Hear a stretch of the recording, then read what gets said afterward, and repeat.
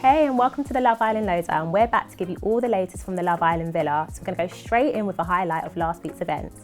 So last week was a very, very busy week on Love Island. We saw 2 dumpings with Mal and Mehdi exiting the villa.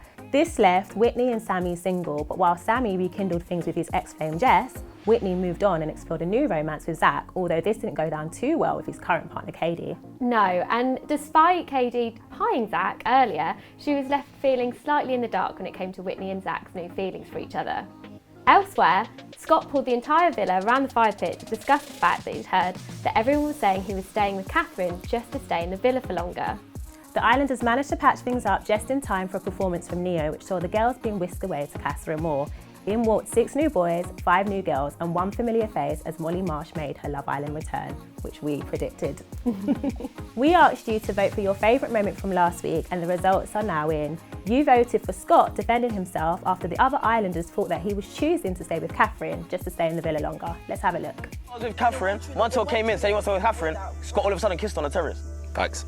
Fact. Actually. You kissed her on the second day on the terrace. Does that mean anything? No, but I didn't have. No, but Yeah, no, it doesn't mean anything. What's this terrace thing? The only people who did not have this opinion was Whitney, Ella, Katie. Everyone else agreed. Yeah, so that makes the problem worse. Yeah. Why do you all think that? I've said my reasons, bro. If you had genuine concerns, you'd come to me. Shut up, man. This is too much. So Katie, what did you think of that? I was quite surprised that that was the winning moment. I thought it would be Casa Amor, to be honest. Yeah, definitely. I'm really surprised that everyone voted that for the biggest sort of hottest moment, but I suppose it was quite dramatic. The fact that he pulled everyone round the fire pit. I don't think anyone really sort of knew why he was doing that. Yeah. There was lots of like, has he got a text? Like, what's going on? But I rate it. Yeah. I thought, good for you, Scott. Like, I feel like it was a big moment for him. Yeah. Like he actually stood up to everyone and showed them that you're not going to speak about me while I'm literally sitting over there. I'm going to tell you. precisely. And there's been a lot of that in the villa this season. Like a lot of sort of like. A lot of it from Tyreek as well, Yeah. and no one's kind of pulled him up on his actions. Yeah, and he did not like being pulled up on No. it. The way that he responded to Scott, he got very angry, very animated, started talking very quickly. Yeah. So, yeah, I thought, good for you, Scott. And I mean, boys, I mean, they just sort They of like squashed it like seconds later. 2 seconds later, clapped their hands and it was fine. But it will be really interesting to see if that friendship does sort of develop anymore, Yeah. because I think Scott maybe is just like, you know what, I don't want to really be a part of Yeah, he all seems of to those enjoy chats. the company of the girls more than the guys. He's to be honest. he's a girl's guy. Now moving on to our final segment, which is our Factor 50 forecast. This week we're going to do something a little bit different as it's Casa Amor, and we're going to predict who we think will stick or twist. So Katie, we've got some cards in front of us. Yeah. One says stick, one says twist, and what we're going to do is we're just going to go through all the Islanders and decide who we think is going to stick and who we think is going to twist. I think I'm going to be using this a lot. I think I'm using this one. So let's start with the boys. Let's go with Zachariah. Oh, I mean, 100%. He's got Molly in his sights. He is bye-bye KD.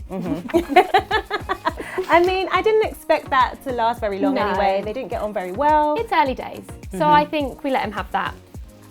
Moving on to Tyreek. He's the only one that I'm a little bit unsure about, but I think he's going to stick. And yeah, if Ella doesn't, then God bless any woman that wants to go near him for the next 10 years, because he's going to... I think he's going to explode. He's Yeah. going to go Yeah. absolutely crazy because I just don't think he sees it coming. No, he is not Yeah. going to forgive women for a long time, but wrongly so. And then lastly, Mr. Scott, what do we think he's going to do? He's sticking. He's sticking. Oh, I think it's a he's twist gonna for me. stick. I think he's going to stick with Catherine.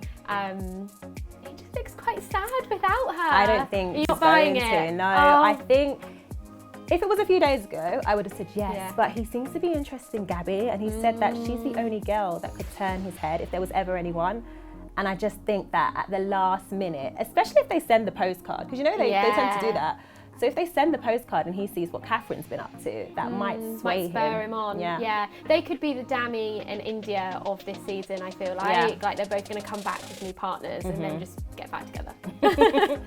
Well, thank you for tuning in to the Love Island Lowdown. We hope you enjoyed. Please tweet us and share your thoughts.